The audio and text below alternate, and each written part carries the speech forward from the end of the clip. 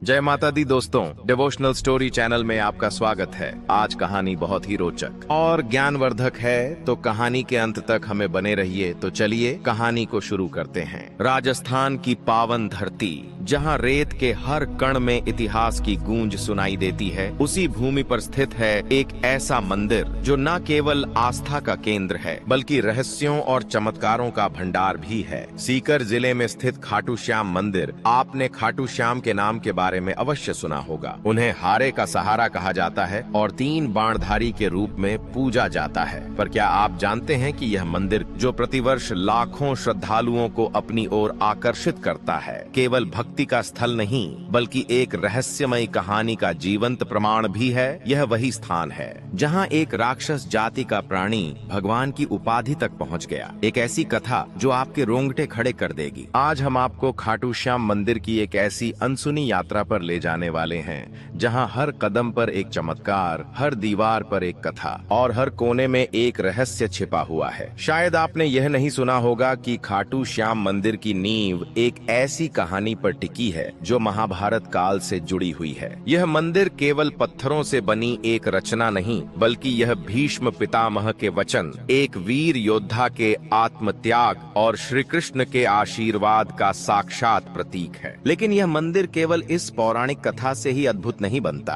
इसकी भव्यता और रहस्यमयी घटनाएं इसे और अधिक अलौकिक बनाती हैं। मंदिर के गर्भगृह में स्थापित श्याम बाबा की प्रतिमा एक ऐसे कुएं से प्राप्त हुई थी जिसे आज श्याम कुंड कहा जाता है। इस कुंड के जल को अमृत तुल्य माना जाता है और मान्यता है कि इसका स्पर्श मात्र भी व्यक्ति के समस्त पापों का नाश कर देता है। लेकिन इस कुंड में पानी कहां से आता है, इसके बारे में कोई नहीं जानता। मंदिर में एक और अद्भुत परंपरा निभाई जाती है। यहाँ पर एक खास तरह का निशान चढ़ाया जाता है। यह कोई साधारण प्रतीक नहीं बल्कि श्रद्धा, नियम और संयम का प्रतीक है। कहा जाता है कि जो भी भक्त यह निशान पूरे नियम और भक्ति भाव से चढ़ाता है, उसकी हर मनोकामना पूर्ण होती है। यहाँ तक कि कई भक्तों के अनुभव इस बात की गवाही देते हैं कि जिन इच्छाओं को उन्होंने वर्षों तक मन में संजोया, वे खाटू श्याम के दरबार में निशान चढ़ाने के बाद पूर्ण हुई। परंतु सवाल यह उठता है कि यह मात्र विश्वास है या इसके पीछे भी कोई अज्ञात शक्ति है। खाटू श्याम मंदिर का सबसे चौंकाने वाला रहस्य एक शिवलिंग से जुड़ा है जो मंदिर से कुछ दूरी पर स्थित है। कहा जाता है कि जब मुगल शासक औरंगजेब ने इस शिवलिंग को नष्ट करने का प्रयास किया, तब कुछ ऐसा घटित हुआ जिसने उसकी आत्मा तक को झकझोर दिया। इतना ही नहीं, खाटू श्याम के दर्शन के दौरान एक अद्भुत दृश्य देखने को मिलता है। बाबा के दरबार में हजारों की संख्या में आने वाले श्रद्धालु अक्सर कहते हैं कि उन्होंने वहाँ कुछ ऐसा महसूस किया जिसे शब्दों में बयान नहीं किया जा सकता। कोई कहता है कि बाबा ने उसे स्वप्न में दर्शन दिए, तो कोई बताता है कि उसने वहां अपने जीवन की सबसे कठिन समस्या का हल पाया। और इन सब अनुभवों में एक बात समान है, एक रहस्यमय शक्ति जो खाटू श्याम मंदिर को केवल एक तीर्थ स्थल नहीं बल्कि एक अलौकिक अनुभव बना देती है। इस मंदिर की शक्तियों की गूंज केवल भारत में ही नहीं, विदेशों तक फैली है। अमेरिका, इंग्लैंड और ऑस्ट्रेलिया जैसे देशों में बसे भक्त भी प्रतिवर्ष खाटू श्याम जी की निशान यात्रा में भाग लेने भारत आते हैं। यह भक्ति की वह डोर है जो न जाति देखती है, न धर्म, न देश। यहाँ सिर्फ एक चीज की आवश्यकता है, श्रद्धा। तो क्या आप तैयार हैं इस मंदिर के उन रहस्यों से पर्दा उठाने के लिए जो सदियों से छिपे हैं? यदि हाँ, तो जुड़िए हमारे साथ वीडियो में, जहां हम आपको लेकर चलेंगे खाटू श्याम मंदिर की उन गलियों में जहां इतिहास, रहस्य और भक्ति एक साथ मिलते हैं। यह केवल एक यात्रा नहीं होगी, यह आपके विश्वास को एक नई दिशा देने वाली अनुभव यात्रा होगी, क्योंकि यह केवल एक मंदिर नहीं, एक चमत्कार है, खाटू श्याम का चमत्कार। चलिए अब बिना किसी देरी के आज की इस रहस्यमयी और दिलचस्प कहानी को शुरू करते हैं। दोस्तों, खाटू श्याम जी को भगवान श्री कृष्ण के कलयुगी अवतार के रूप में जाना जाता है। राजस्थान के सीकर जिले में स्थित श्याम बाबा के भव्य मंदिर में दर्शन के लिए हर दिन लाखों भक्त पहुंचते हैं। मान्यता है कि श्याम बाबा सभी की मनोकामनाएं पूरी करते हैं। और फर्श से अर्श तक पहुंचा सकते हैं। बाबा खाटू श्याम का संबंध महाभारत काल से माना जाता है। यह पांडुपुत्र भीम के पौत्र थे। पौराणिक कथा के अनुसार खाटू श्याम की अपार शक्ति और क्षमता से प्रभावित होकर श्री कृष्ण ने इन्हें कलयुग में अपने नाम से पूजे जाने का वरदान दिया था। लेकिन यह वरदान किस स्थिति में दिया गया है, इसके बारे में शायद ही आप जानते होंगे। हारे का सहारा खाटू श्याम हमारा, यह तो आपने अक्सर ही सुना होगा, लेकिन हारे का सहारा बनने के पीछे की कहानी से शायद ही आप परिचित होंगे। इन सभी सवालों के जवाब मिलेंगे आपको महाभारत की उस कथा में जो आपने नहीं सुनी होगी। तो आइए जानते हैं खाटू श्याम जी की इस पवित्र कथा के बारे में। दोस्तों, इस कथा की शुरुआत होती है एक भयानक षड्यंत्र से, जो दुर्योधन ने पांचों पांडवों को मारने के लिए रचा था। जैसा कि आप सभी जानते हैं कि महाभारत में कौरवों और पांडवों का युद्ध दर्शाया गया है। दुर्योधन हमेशा से ही पांडवों को पसंद नहीं करता था, जिसकी वजह से उसके अंदर पांडवों के प्रति इतनी ज्यादा घृणा थी कि वह उन्हें किसी भी कीमत पर मारना चाहता था। जब भीष्म पितामह ने धृतराष्ट्र से युधिष्ठिर का राज्याभिषेक कर देने के लिए कहा, तब दुर्योधन ने पिता धृतराष्ट्र से कहा, पिताजी, यदि एक बार युधिष्ठिर को राज सिंहासन प्राप्त हो गया तो यह राज्य सदा के लिए पांडवों के वंश का हो जाएगा और हमें कौरवों को उनका सेवक बनकर रहना पड़ेगा। इस पर धृतराष्ट्र बोले, वत्स, युधिष्ठिर हमारे कुल की संतानों में सबसे बड़ा है, इसलिए इस राज्य पर उसी का अधिकार है। फिर भी भीष्म तथा प्रजाजन भी उसी को राजा बनाना चाहते हैं। हम इस विषय में कुछ भी नहीं कर सकते। तुम पांडवों के रुकने का प्रबंध करो। धृतराष्ट्र के वचनों को सुनकर दुर्योधन ने कहा, ठीक है पिताजी, मैंने इसका प्रबंध कर लिया है। बस आप किसी तरह पांडवों को वाराणवत भेज दें। दुर्योधन ने वाराणवत में पांडवों के निवास के लिए पुरोचन नामक शिल्पी से एक भवन का निर्माण करवाया था, जो कि लाख, चर्बी, सूखी घास, मूंछ जैसे अत्यंत ज्वलनशील पदार्थों से बना था। दुर्योधन ने पांडवों को उस भवन में जला डालने का षड्यंत्र रचा था। धृतराष्ट्र के कहने पर युधिष्ठिर अपनी माता तथा भाइयों के साथ वाराणवत जाने के लिए निकल पड़े। दुर्योधन के षड्यंत्र के बारे में जब विदुर को पता चला तो वे तुरंत ही वाराणवत जाते हुए पांडवों से मार्ग में मिले और उन्होंने दुर्योधन के षड्यंत्र के बारे में बताया। फिर उन्होंने कहा कि तुम लोग भवन के अंदर से वन तक पहुंचने के लिए एक सुरंग अवश्य बनवा लेना, जिससे कि आग लगने पर तुम लोग अपनी रक्षा कर सको। मैं सुरंग बनाने वाला कारीगर चुपके से तुम लोगों के पास भेज रहा हूँ। जिस दिन पुरोचन ने आग प्रज्वलित करने की योजना बनाई थी, उसी दिन पांडवों ने गांव के ब्राह्मणों और गरीबों को भोजन के लिए आमंत्रित किया। रात में पुरोचन के सोने पर भीम ने उसके कमरे में आग लगाई। धीरे धीरे आग चारों ओर फैल गई। लाक्षागृह में पुरोचन तथा अपने बेटों के साथ भीलनी जलकर मर गई। लाक्षागृह के भस्म होने का समाचार जब हस्तिनापुर पहुंचा तो पांडवों को मरा समझकर वहां की प्रजा अत्यंत दुखी हुई। दुर्योधन और धृतराष्ट्र सहित सभी कौरवों ने भी शोक मनाने का दिखावा किया और अंत में उन्होंने पुरोचन था भीलनी और उसके बेटों को पांडवों का शव समझकर अंत्येष्टि करवा दी। लाक्षागृह की सुरंग से निकलकर पांडव जो हिंडनी नदी किनारे पहुंच गए थे, वहां पर विदुर द्वारा भेजी गई एक नौका में सवार होकर वे नदी के उस पार पहुंच गए। नदी पार पहुंचने के बाद वे सभी एक जंगल में पहुंचे। वहीं पर हिडिम नाम का राक्षस अपनी बहन हिडिम्बा के साथ रहता था। हिडिम हिडिम्बा पर अपना जोर चलाता था और उससे मानवों का मांस लाने के लिए कहता था। मजबूरी में हिडिम्बा को भी ऐसा करना ही पड़ा। रात के समय जब सभी पांडव सो रहे थे तो भीम उनकी सुरक्षा के लिए पहरा दे रहे थे। तभी हिडिम्ब अपने भाई हिडिम्ब के आदेश पर पांडवों को मारने के उद्देश्य से वहां पहुंची। लेकिन जैसे ही उसकी नजर भीम पर पड़ी, वह उसे देखकर मोहित हो गई और भीम से प्रेम करने लगी। भीम को मोहित करने के लिए हिडिम्बा ने एक सुंदर अप्सरा का रूप धारण किया और उनके पास पहुंची। लेकिन इसी बीच उसका भाई हिडिम्ब वहां आ गया, जो पांडवों को मारकर उनका मांस खाना चाहता था। उसने भीम पर अचानक हमला कर दिया, जिससे दोनों के बीच घोर युद्ध छिड़ गया। इस युद्ध में अंततः भीमसेन की विजय हुई और हिडिम्ब मारा गया। इसके बाद हिडिम्बा ने अपने असली रूप में आकर भीम के सामने विवाह का प्रस्ताव रखा, लेकिन भीम ने यह कहकर प्रस्ताव ठुकरा दिया कि वह राक्षस कुल की है। तब हिडिम्बा माता कुंती के पास पहुंची और उनसे भीम से विवाह की अनुमति मांगी। कुंती विवाह के लिए तो राजी हो गईं, लेकिन उन्होंने एक शर्त रखी। शर्त यह थी कि भीम हिडिम्बा के साथ केवल तब तक रहेगा जब तक उन्हें संतान की प्राप्ति नहीं हो जाती।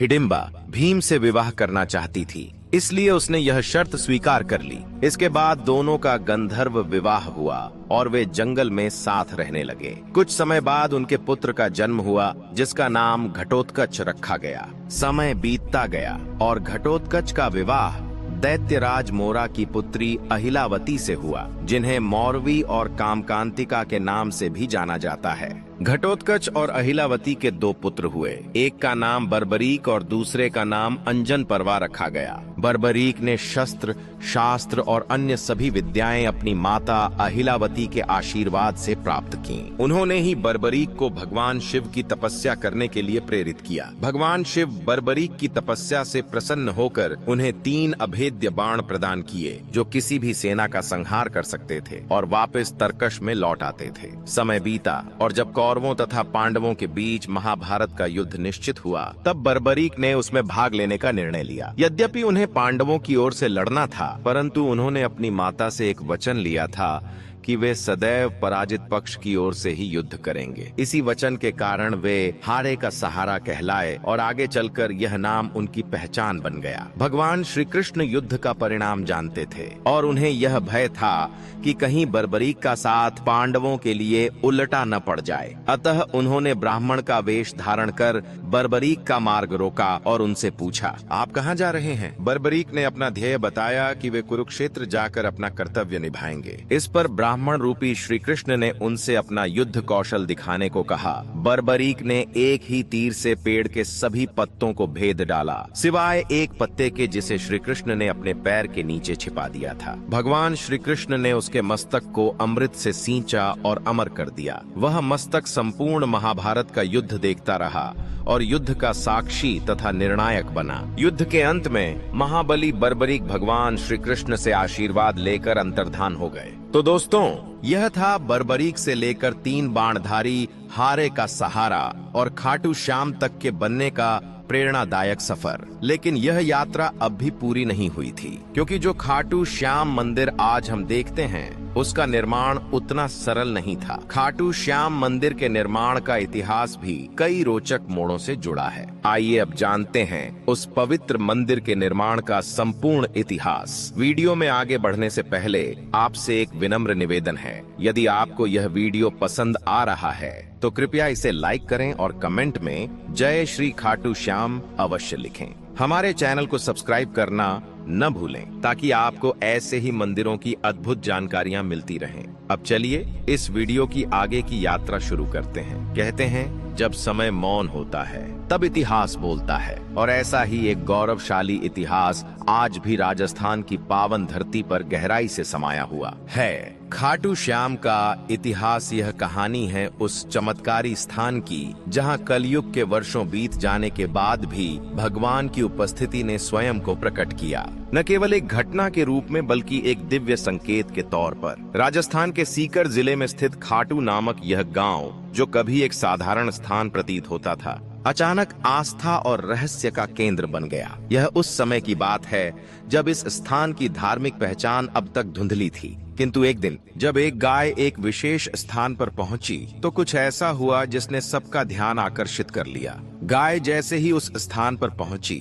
जहां बाद में यह रहस्य उजागर हुआ, उसके थनों से अपने आप दूध बहने लगा। यह दृश्य किसी चमत्कार से कम नहीं था। ग्रामीण स्तब्ध रह गए। जैसे जैसे यह चर्चा पूरे गांव में फैली, लोगों ने उस स्थान को खोदने का निर्णय लिया। जब धरती की परतें हटाई गईं, तो वहां से जो प्रकट हुआ वह कोई साधारण वस्तु नहीं थी। वहां दबा हुआ था एक सिर, एक दिव्य मुखाकृति, जिसने युगों से स्वयं को इस धरती के भीतर छुपा रखा था। इस रहस्यमयी मुख को ग्रामीणों ने श्रद्धा पूर्वक उठाया और एक ब्राह्मण को सौंप दिया। ब्राह्मण ने कई दिनों तक उसकी विधिवत पूजा की, वो यह जानने की प्रतीक्षा करते हुए कि अब आगे क्या करना है। परंतु जिस उत्तर की उन्हें प्रतीक्षा थी, वह एक दिव्य स्वप्न के रूप में खाटू के तत्कालीन राजा रूप सिंह चौहान को प्राप्त हुआ। स्वप्न में उन्हें आदेश मिला कि इस सिर के लिए एक मंदिर का निर्माण किया जाए, जहां इसे विधिपूर्वक स्थापित किया जा सके। राजा ने इस दिव्य आज्ञा का पालन किया और सन 1327 ईस्वी में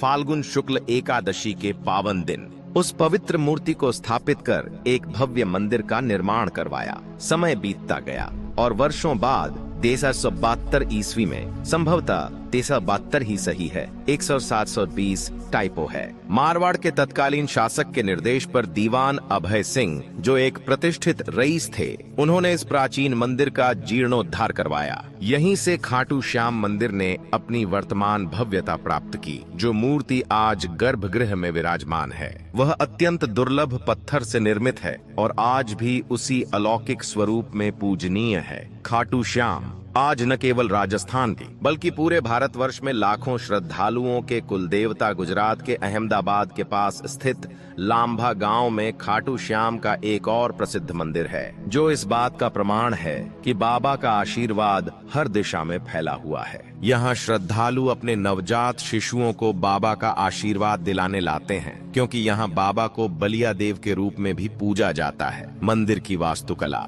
उसकी हर ईंट, हर पत्थर भक्ति की भाषा बोलता है। चूने के मुर्तार, सफेद संगमरमर और पारंपरिक टाइलों का सुंदर संगम इस संरचना को कलात्मकता और श्रद्धा दोनों से भर देता है। खाटू श्याम मंदिर आस्था, चमत्कार और परंपरा की जीवंत गाथा गर्भगृह के शटर चांदी की परतों से सजे हुए हैं और मुख्य प्रार्थना कक्ष, जिसे जगमोहन कहा जाता है, वहाँ की दीवारें पौराणिक चित्रों से परिपूर्ण हैं। हर चित्र एक कथा है, हर रंग एक आस्था। मंदिर के मुख्य द्वार से प्रवेश करते ही सामने एक विशाल खुला प्रांगण दिखाई देता है, जहां श्रद्धालु बाबा के दर्शन के लिए पंक्तिबद्ध होकर खड़े होते हैं। प्रांगण से कुछ ही दूरी पर स्थित है श्याम बगीची, एक सुंदर पुष्प वाटिका, जहां से केवल चुने हुए पुष्प ही देवता को अर्पित किए जाते हैं। इसी बगीचे में बाबा के महान भक्त आलू सिंह की समाधि भी स्थित है, जो आज भी श्रद्धालुओं के लिए आस्था और भक्ति का प्रेरणा स्रोत बनी हुई है। परंतु इस पावन धाम का सबसे रहस्यमय और दिव्य स्थल है श्याम कुंड। यह एक पवित्र जलाशय है, जहां से कभी बाबा श्याम का शीश प्राप्त हुआ था। श्रद्धालुओं की मान्यता है कि इस कुंड में स्नान करने से सारे पाप धुल जाते हैं और व्यक्ति को जीवन में परम शांति की प्राप्ति होती है। लोग सच्चे मन से इसमें डुबकी लगाते हैं और बाबा से अपने जीवन के कष्टों से मुक्ति की प्रार्थना करते हैं। कहा जाता है कि इस कुंड में पानी सीधे पाताल लोक से आता है, और यह बात सच सी लगती है, क्योंकि आज तक इसके आसपास पानी का कोई स्पष्ट स्रोत दिखाई नहीं देता। श्याम कुंड की यही रहस्यमय विशेषता इसे और भी अधिक शक्तिशाली और अलौकिक बना देती है। मुख्य मंदिर से दक्षिण पूर्व दिशा में स्थित है गोपीनाथ मंदिर और उसके समीप ही स्थित है गौरी शंकर मंदिर। यह भी एक दिव्य स्थल है, जिसकी कहानी दिल को झकझोर देने वाली है। कहा जाता है कि जब औरंगजेब की सेना इस मंदिर को नष्ट करने पहुंची, तो उन्होंने शिवलिंग पर भालों से प्रहार किया, लेकिन जैसे ही उनके भाले शिवलिंग से टकराए, वहां से रक्त के फव्वारे फूट पड़े। यह दृश्य इतना भयावह और चमत्कारी था कि सैनिक भयभीत होकर वहां से भाग खड़े हुए। आज भी उस शिवलिंग पर भाले के घाव का निशान स्पष्ट रूप से देखा जा सकता है, जैसे भगवान ने स्वयं अपनी रक्षा की हो। खाटू श्याम जी का यह पावन मंदिर राजस्थान की राजधानी जयपुर से लगभग 80 किमी दूर स्थित है। यहाँ पहुँचने के लिए श्रद्धालुओं को रिंग्स मार्ग से होकर जाने की सलाह दी जाती है। यह यात्रा मात्र एक धार्मिक यात्रा नहीं, बल्कि एक आत्मिक अनुभव होती है, जहां आस्था, इतिहास और चमत्कार एक साथ चलते हैं। हर वर्ष लाखों श्रद्धालु यहां पहुंचते हैं, कोई आशीर्वाद पाने के लिए, कोई चमत्कार देखने के लिए और कोई अपनी श्रद्धा की अग्नि परीक्षा देने के लिए। और जब आप इस पवित्र धाम की भूमि पर पहला कदम रखते हैं, तो ऐसा प्रतीत होता है मानो समय ठहर गया हो और भगवान स्वयं इस धरती पर विराजमान हो। तो दोस्तों, यह था खाटू श्याम जी मंदिर का निर्माण और उसकी पावन परंपराओं का संपूर्ण इतिहास।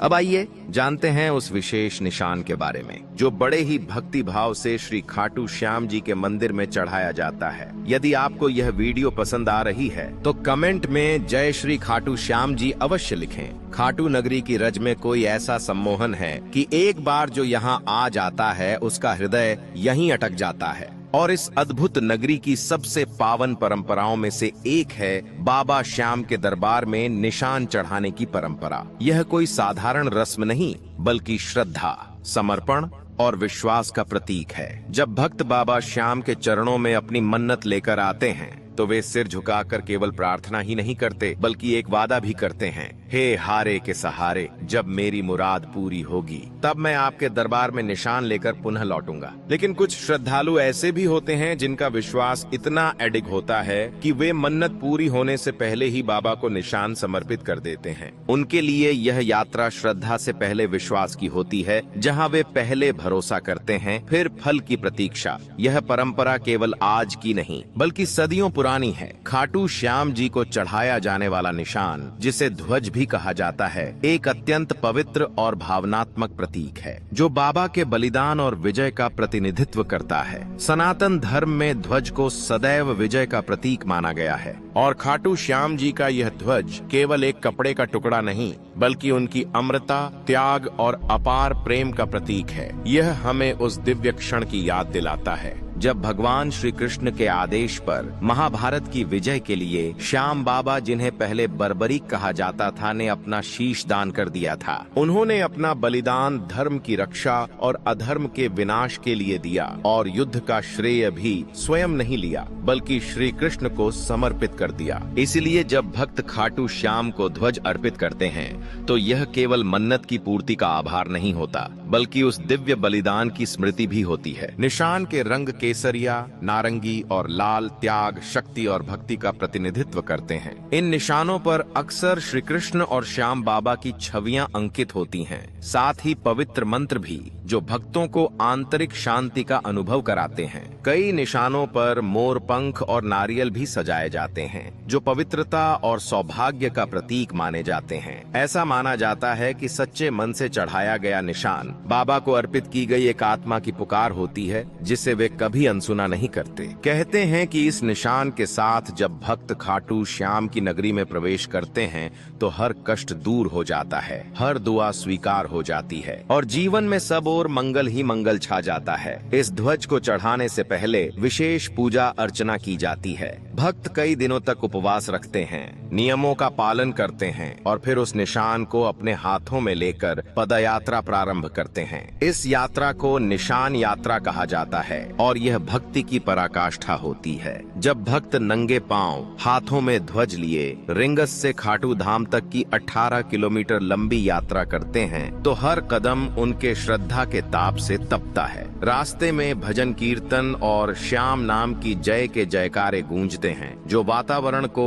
अलौकिक बना देते हैं। वर्तमान समय में भक्त न केवल कपड़े के बल्कि सोने और चांदी से बने निशान भी बाबा को अर्पित करते हैं, लेकिन सच्ची भक्ति का मूल्य धातु में नहीं हो, भाव में होता है। चाहे वह ध्वज साधारण हो या बहुमूल्य, अगर उसमें श्रद्धा है तो बाबा उसे सहज ही स्वीकार करते हैं। निशान यात्रा विशेष रूप से फाल्गुन मास में आयोजित होने वाले लाखों भक्तों की भीड़ वाले लखी मेले में चरम पर होती है। इस समय खाटू नगरी भक्तों से खचाखच भरी होती है। हर दिशा से आते हुए निशान, हर स्वर में गूंजता हुआ श्याम नाम वो, और हर हृदय में एक ही विश्वास, बाबा सबकी सुनते हैं, बाबा सबका सहारा है। यह परंपरा केवल एक धार्मिक रस्म नहीं बल्कि श्रद्धा की जीवित परिभाषा है। निशान चढ़ाने वाले हर भक्त की आंखों में आभार होता है और उनके कदमों में समर्पण। जब वे बाबा की मूर्ति के सामने खड़े होकर वह ध्वज अर्पित करते हैं तो वह क्षण ऐसा होता है मानो आत्मा ने ईश्वर से साक्षात्कार कर लिया हो। वहाँ न कोई भाषा बोलती है, न कोई शब्द चाहिए होते हैं, बस एक मौन होता है जिसमें केवल भक्ति की ध्वनि होती है। इसलिए जब अगली बार आप खाटू श्याम जी के दर्शन के लिए जाएं और मन में कोई मन्नत हो या केवल आभार प्रकट करना हो तो एक निशान लेकर जाएं। वह ध्वज आपके विश्वास का संदेश बनकर बाबा के चरणों तक पहुंचेगा और जैसे हजारों वर्षों से होता आया है वैसे ही वह आज भी आपकी पुकार को सुने बिना नहीं रहेंगे। तो दोस्तों,